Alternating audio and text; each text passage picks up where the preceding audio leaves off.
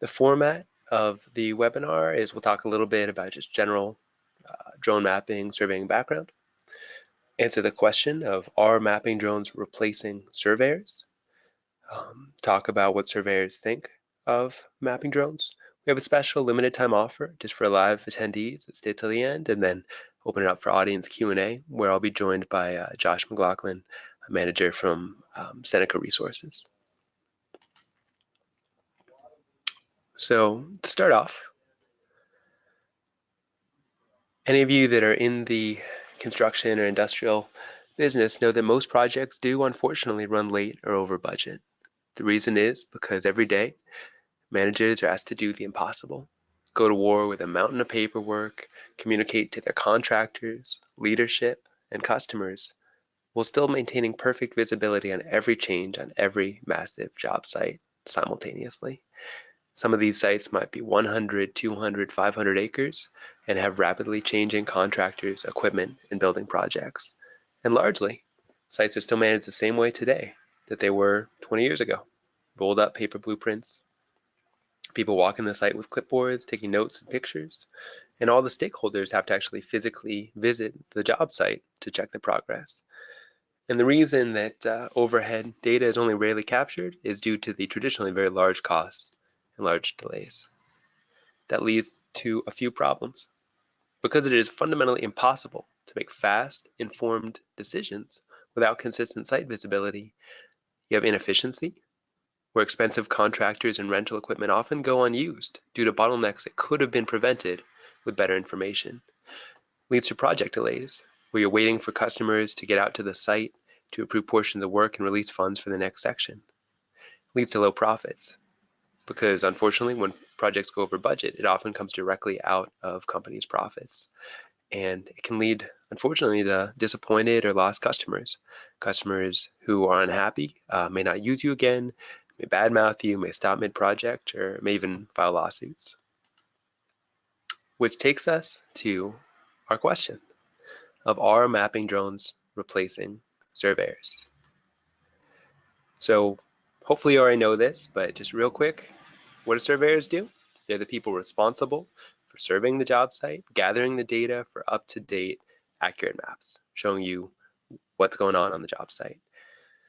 They face obstacles such as rocky terrain, hilly terrain, water, potentially dodging 100-ton trucks, steep cliffs, and all this in maybe 0-degree or 100-degree heat.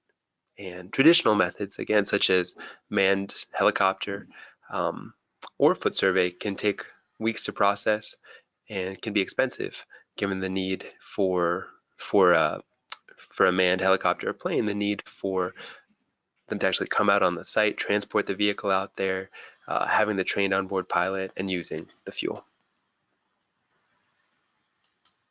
So as a contrast to that, to use drone mapping to capture the data, the process is you upload your flight plan, the drone automatically flies and captures the data is uploaded and processed, and you access the data and analyze your job site.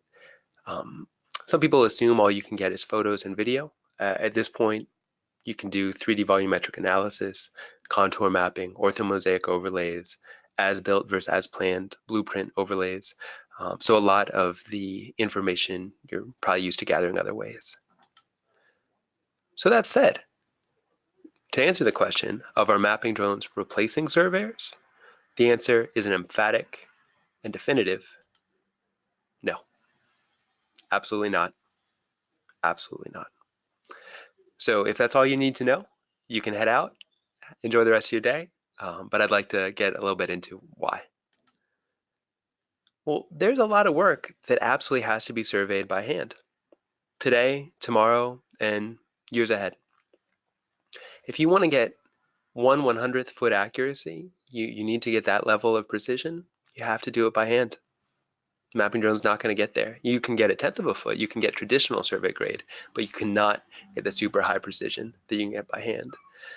If it is under thick canopy, under tree cover, the drone's not going to be able to shoot through that. You're just going to see the top of the trees. So if you want to get the ground beneath it, you may be able to use a mapping drone for a lot of the site, but anything that's directly beneath tree cover, you're going to have to do it by hand. If it's a one-time job, the setup for the drone mapping, hauling it out there, might not be worth it. Might be easier to just gather it that one time, because you don't really need to build the repeatable flight plan that it can just run anytime. If it's a really safe site, it's just an open, flat, walkable area, there's no active vehicles, there's no hazardous terrain, well, that lends itself really well to mapping by hand. If it's a smaller area, if it's a 1 acre site, it's a 5 acre site, that can be surveyed manually without huge trouble compared to a 200 acre site, a 500 acre site. There you get a lot more value from the speed that a drone might bring. It's also not just the speed of flight and data capture, it's the speed of processing time. If you don't really need this data for a few weeks, then processing it manually isn't going to hurt you. If this is something where very costly decisions are going to be made, and if the right decision is not made or the right issue isn't caught urgently, then you're going to have a problem. That's something where the faster turnaround and data processing that a drone might provide can be beneficial, but that's not every case. Often, you need the record, but you don't need it fast. And if it's restricted airspace, you don't need any FAA approvals to hand survey an area, even if it has airspace restrictions. If you're near an airport, you have to get special authorization for a drone, but you don't if you're doing it by hand. Likewise, you cannot fly drones at night. But if you need to survey a small patch and it's getting a little bit dusky, the visibility isn't perfect, still legal. And as long as you're being safe about it, you're not breaking any laws. So again, surveying by hand has its place. And the truth is, whether you are surveying by hand or whether you're surveying by drone, either way, you're using a tool to capture the data. You still need a surveyor to operate it. The FAA requires that you have line of sight on a drone for any commercial work. And that specialist, that technician, can be a surveyor and often is a surveyor. Perhaps the entire survey team will be trained up in how to do this. That's something that we can help with, other organizations can help with. You need your Part 107 certification for the FAA to do any kind of commercial drone work. But either way, you have to have a person to ensure that the operations are safe and to operate the drone. So that person can easily be a surveyor. That surveyor may be using the drone to capture some of the data, areas where the survey grade 1/10 of a foot accuracy is adequate, like big earth moving projects, where that speed of processing and data capture is valuable, areas where you're not near an airport, areas where you have visibility to the whole job site and it's not cut under tree cover. So those spots, they may use the survey drone as a tool. Spots that do not fit under that, they're going to have to get by hand, and they'll use a different tool for a different job. But either way, it is not a replacement any more than a drill is a replacement for a carpenter. It's just a tool that professionals use to get more done more quickly and more safely. So to answer the question of what do surveyors think of mapping drones, I can use an example from Kokosing, one of our clients. They're based in Ohio. They're one of the largest family-owned construction companies in the Midwest. And Kokosing's primary business lines include heavy industrial, transportation, buildings, pipelines, environmental, and marine work. And a job that they used us for recently was in Elkhorn City, Kentucky. They were putting in 2 huge highway projects for the Kentucky Department of Transportation. And what that required was cutting through 5 mountains, using the rock excavation for fills and moving a total of 33 million cubic yards of earth. I had the good fortune to actually go out on this job site to see it myself, and you literally could not see from one end to the other. The scale was mind-boggling, and to effectively track something like this, a multi-year, tens of millions of cubic yards of earth job, having that overhead aerial was perfect. There was no tree cover. It was really just literally a mountain. And we'll get more into why. But they'd originally been using scanner technology to track between the mountains, but they wanted to increase their speed. And they tried counting trucks to get a feel for how much earth was being moved. But the problem is sometimes the trucks were overfull, sometimes the trucks were half full, sometimes because of fluffing and basically the packed earth being more compressed and taking up a different amount of space than the loose earth in the truck.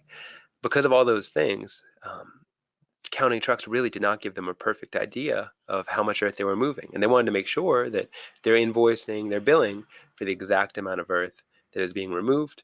That eases cash flow, speeds it up, but also keeps it accurate. So they're not, at the end of the job, basically working for free for the last few months.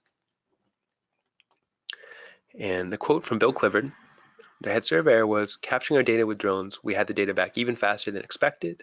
The peace of mind we had knowing our data was current and our project was on track was invaluable." Besides actually just the physical tracking of the progress, it's useful for a few other applications. Kokosing used a rock crusher to break down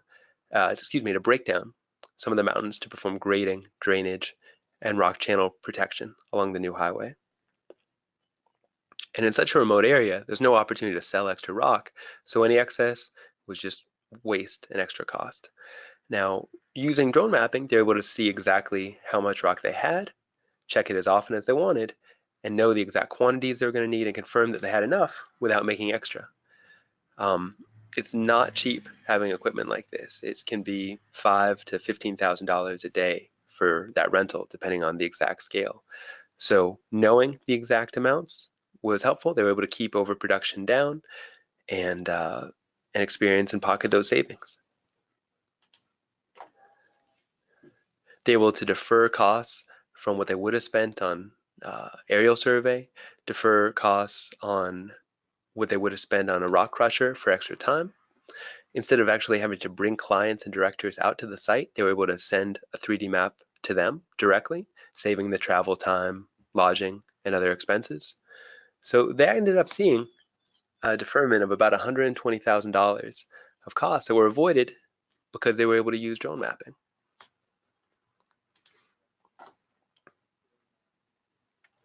And the other quote I'll include from Bill, their head surveyor, "Our clients and directors offsite were thrilled to see the site production progress without the cost and inconvenience of coming out. The combination of precision, speed, reduced cost, and increased safety checked every box for us." And one thing I should mention on this site, besides the 50-foot drops off the cliffs, it was easily 90 degrees out. So hiking around all day in the hot sun would be rough for anyone. So it's useful for productivity tracking, quality control, and stakeholder collaboration. And you see that speed, that accuracy, that safety, right? Because drones can capture data in minutes that would have taken weeks or months with traditional methods. We like to say around 100 acres in minutes, usually around 10 minutes, depending on exactly how low and slow you need to fly. In terms of accuracy, consistently seeing survey grade 1/10 of a foot accuracy. And on a fast moving job site, old data is wrong data. So if you can capture it more quickly, the data you're going to have is actually more representative, more accurate than if you're just finding out where your job site was last month. And it's safer because the drone operator doesn't have to put themselves in harm's way. They can also, because they can gather data more quickly and process data more quickly, avoid potential safety issues, spot them, and address them before it's too late. But all these assume that someone has to use the drone, and that's legally required by the FAA. It's not just required; it's good sense. You want someone there with their finger on the button to shut things down if there's a problem, if someone flies into unlicensed space, if you accidentally left a crane in the middle of the job site and forgot about it. There's all these reasons why you have to both legally and practically have an operator. So drones are really just a way to get more done more quickly, but they still have to have someone using it. So I want to thank you with that. We have a free offer for all the attendees. If this is something you want to explore more, take a few minutes to fill out the survey, and you can win a chance at a free month of drone mapping. If you liked what you heard and you just want to sign up for a demo to see our software and so we can learn a little bit more about your needs, also putting a link in the chat for a free demo.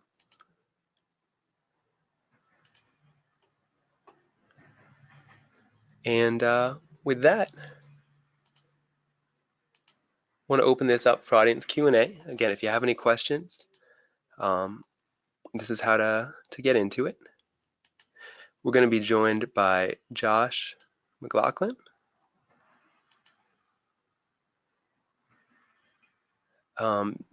Josh, I just gave you voice. Can you say a little something for us?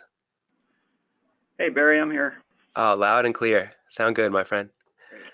All right. Well, just to give you guys a little bit of background, Josh works at Seneca Resources.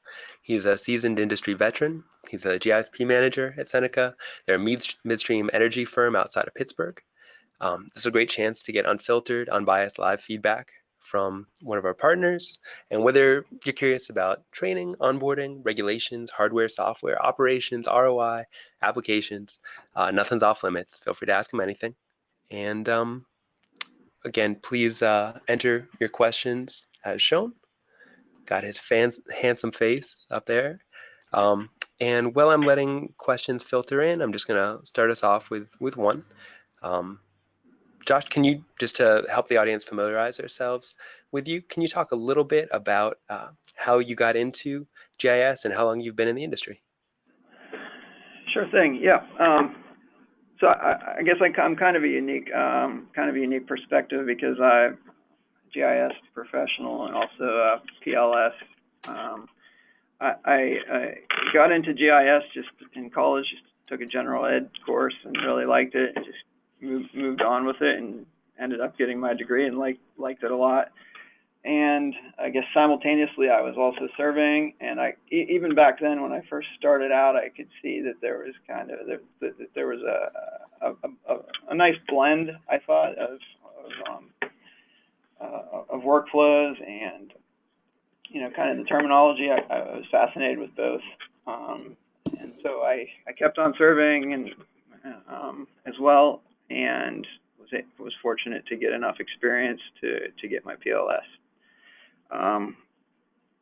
So yeah, my educational background is in GIS, but I have a lot of experience in surveying too. Perfect. Today, how closely do you work with surveyors and on what types of projects? So I manage the geomatics department, and under that umbrella, we have people who just focus on surveying, and we have people that are just GIS people, and then we have some that are hybrids. They can do one or the other. They can go out in the field if needed, or they can tackle a GIS project if needed as well. So that's nice. That's a very nice benefit we have with the training we've done here. So yeah, and in addition to that, I manage all the third-party work, the survey work that's going on, stuff that, the overflow work, contractors that we can't do or we don't have enough time to do, manage all that as well. As drone mapping was being introduced at Seneca, was there any hesitation or concern from the surveyors? And if so, how did you help overcome that? I would say maybe initially there was, but then they realized that there was always going to be a need for them to be out there doing certain things, and then they began to embrace it because they realized that they could get a lot more done if they used a hybrid approach of using the drone and then going out and capturing things that the drone can't get, and also doing a little bit of QC work just to make sure that we can check the drone data as well. So yeah, they embraced it and they realized that they could get a lot more done in a shorter period of time. Is that what first got you interested in drone mapping? Well, what exactly caused you to sort of go that route, and why did you choose identified over alternatives? I think initially our company is very interested in imagery, orthophotos. Um, a lot of people in our company really like to see our development process, how things look after we've built a well pad, for example, and they want to see it pretty soon after. So that's what kind of got us into it, and then we started realizing more of the power of the elevation data that's acquired as well. Um, and so that's what the driver was the imagery. What are some of the current limits of drone mapping? Um, and I guess with that, what do you find yourself using the most? Yeah, sure. I think you mentioned before that the vegetated areas, that's probably the biggest limit. Even areas that have high grass or weeds, those types of things have to be kind of careful about, and check it with conventional surveying equipment. Um, and then brake lines, that's another thing. So if you want to know the exact edge of road or for us edge of well pad, those types of things, we still go out and capture those manually as well. Um, and then obviously things like utilities and culverts, culvert inverts, those types of things. We still do manually and probably will forever. So, In but terms yeah, of the things that are most useful for drone mapping, what kind of data or reports are you running most frequently? um, so just to get back there to, I get the biggest time saver is to fill in the gaps of those brake lines.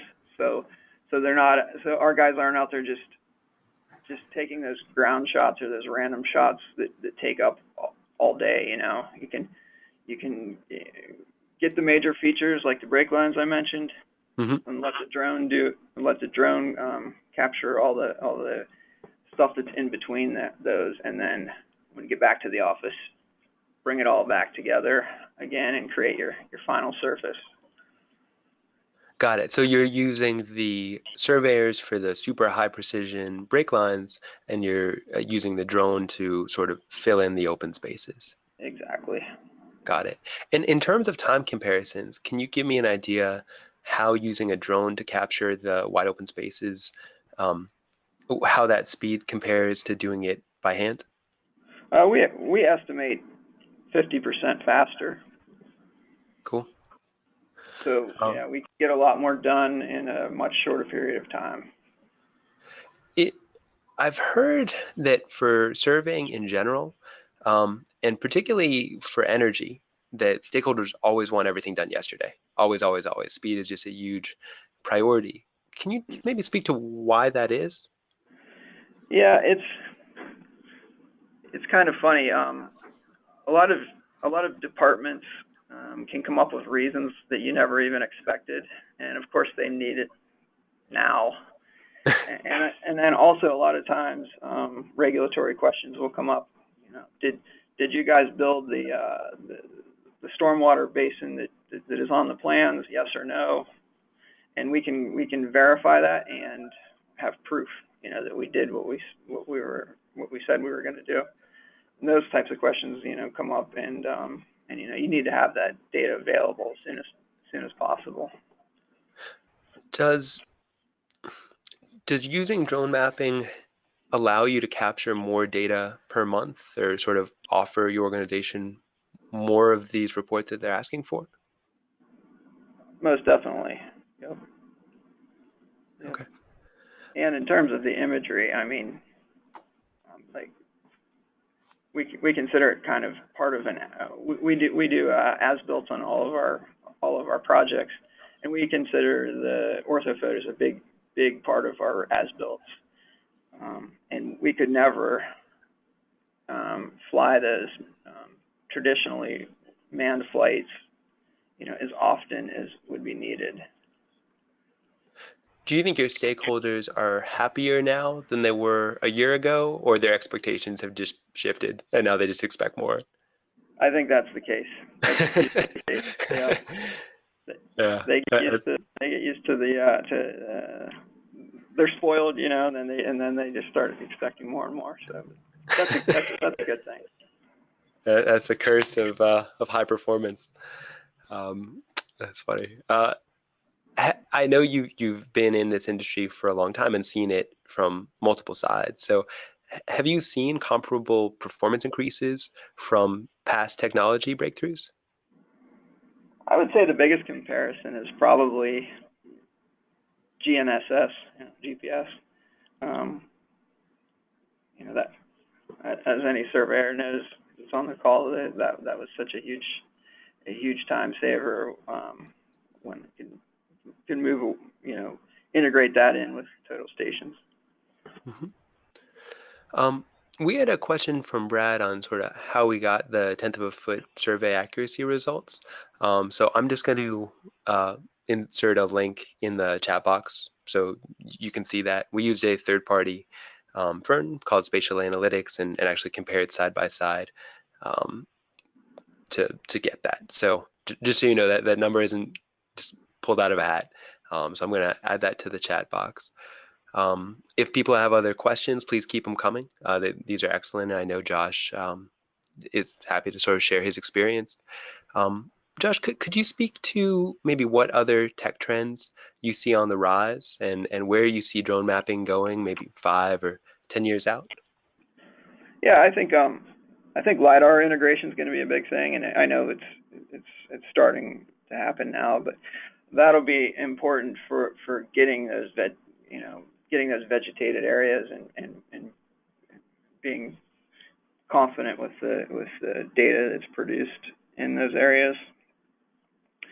And of course, I think machine learning is going to be big. Again, back to the break lines again. I foresee a day when it will automatically create break lines based upon algorithms and other inputs. I think artificial intelligence is going to be big. Um, I think incorporating other types of sensors other than lidar, so you can do analysis on vegetation. Ideally, maybe try to find wetlands, those kinds of things. That'll be a big thing. And I guess hopefully the FAA will ease some regulations, which will help us, which will help everybody with, such as line of sight, that kind of thing. It kind of restricts things now. So yeah, those are the biggest things I see. Great. Um, I guess I'd just ask, do you have any advice for others considering drone mapping and just and anything in hindsight that you wish you knew? No, I'd say I think a lot of surveyors here say you have to start off with good data. So you need to have good control points and make sure you're confident in that just to get started. And then if you're going to process your own data, it will take time, especially if you're doing these things every day. We estimated that we use identified to process the data, of course, but we estimated that if we would have tried to do that ourselves, we probably would have had to hire another person. So yeah, it is, I think, pretty time consuming if it's something you do frequently. Um, Is but more of that complexity in the drone itself, do you feel, or is it more in the actual data processing and analytics side? yeah, I think in the data processing and analytics, you'd have to have somebody dedicated to getting the FAA clearances initially, getting the project set up, so the drone, the flight plan and so forth, control points, of course, and then actually going out and doing the work, and then the processing. We just felt that that's easily one person's job, um, so that's why this workflow works good for us. Perfect. Well, we're happy to have you. And I appreciate you taking the time. I know you're busy at Seneca, and I appreciate you taking the time to share your perspective, particularly given the breadth of experience that you have and training that you have. So, Josh, I want to let you get back to it, man, but thank you so, so much for all you do and for sharing your experience with our audience. All right, well, thank you. All right, take care. And Yep. everyone watching, thank you so much. I included in the chat links to the free demo, a chance to win a free month of drone mapping, and the accuracy report. If you have any follow-up questions, please reach out through any of those or through our website, identifytech.com. Happy to answer any questions, and I hope you all have a wonderful rest of your week.